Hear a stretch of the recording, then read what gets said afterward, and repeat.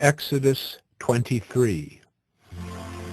You shall not spread a false report. You shall not join hands with the wicked man to be a malicious witness. You shall not fall in with the many to do evil, nor shall you bear witness in a lawsuit, siding with the many, so as to pervert justice.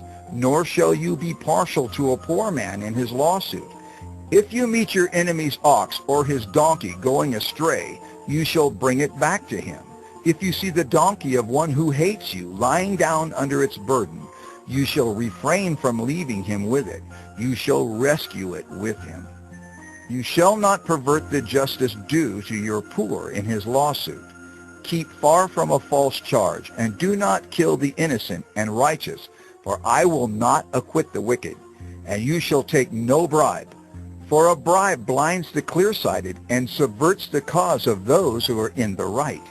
You shall not oppress a sojourner. You know the heart of a sojourner, for you were sojourners in the land of Egypt. For 6 years you shall sow your land and gather in its yield. But the 7th year you shall let it rest and lie fallow, that the poor of your people may eat, and what they leave the beast of the field may eat. You shall do likewise with your vineyard and with your olive orchard. 6 days you shall do your work, but on the 7th day you shall rest, that your ox and your donkey may have rest, and the son of your servant woman and the alien may be refreshed.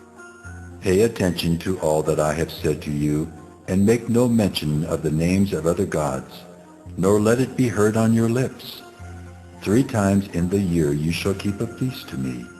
You shall keep the feast of unleavened bread. As I commanded you, you shall eat unleavened bread for 7 days at the appointed time in the month of Abib. For in it you came out of Egypt. None shall appear before me empty-handed. You shall keep the feast of harvest, of the first fruits of your labor, of what you sow in the field.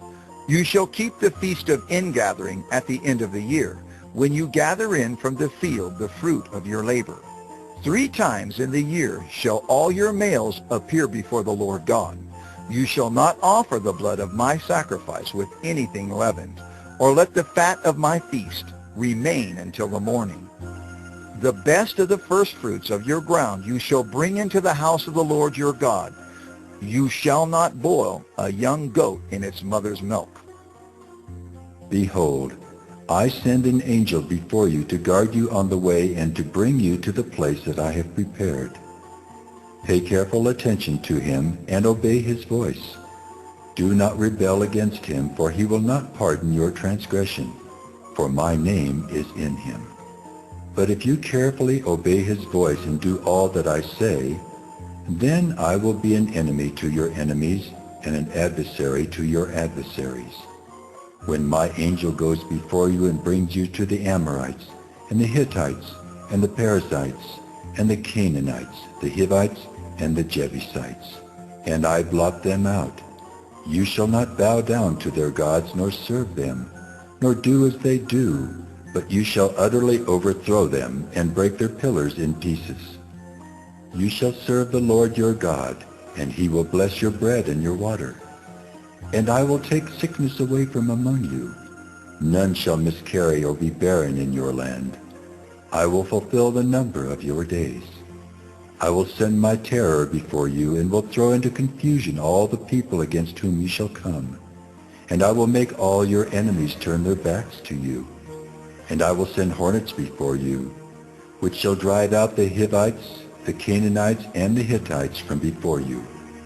I will not drive them out from before you in 1 year, lest the land become desolate and the wild beasts multiply against you. Little by little I will drive them out from before you until you have increased and possessed the land. And I will set your border from the Red Sea to the Sea of the Philistines, and from the wilderness to the Euphrates. For I will give the inhabitants of the land into your hand, and you shall drive them out before you. You shall make no covenant with them and their gods. They shall not dwell in your land, lest they make you sin against me. For if you serve their gods, it will surely be a snare to you.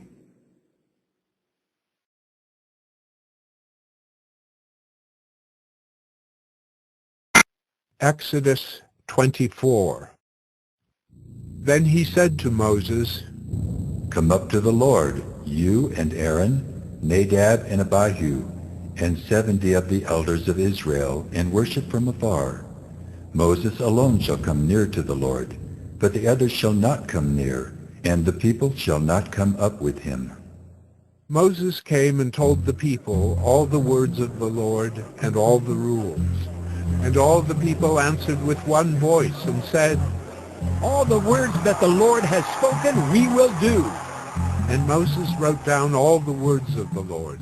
He rose early in the morning and built an altar at the foot of the mountain, and 12 pillars according to the 12 tribes of Israel.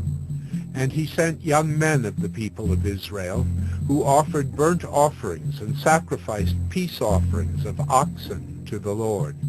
And Moses took half of the blood and put it in basins, and half of the blood he threw against the altar. Then he took the book of the covenant and read it in the hearing of the people. And they said, All that the Lord has spoken we will do, and we will be obedient. And Moses took the blood and threw it on the people and said, Behold, the blood of the covenant that the Lord has made with you, in accordance with all these words. Then Moses and Aaron, Nadab and Abihu, and 70 of the elders of Israel went up, and they saw the God of Israel. There was under his feet, as it were, a pavement of sapphire stone, like the very heaven for clearness. And he did not lay his hand on the chief men of the people of Israel. They beheld God and ate and drank. The Lord said to Moses, Come up to me on the mountain, and wait there, that I may give you the tablets of stone, with the law and the commandment, which I have written for their instruction. So Moses rose with his assistant Joshua, and Moses went up into the mountain of God. And he said to the elders, Wait here for us until we return to you. And behold, Aaron and Hur are with you.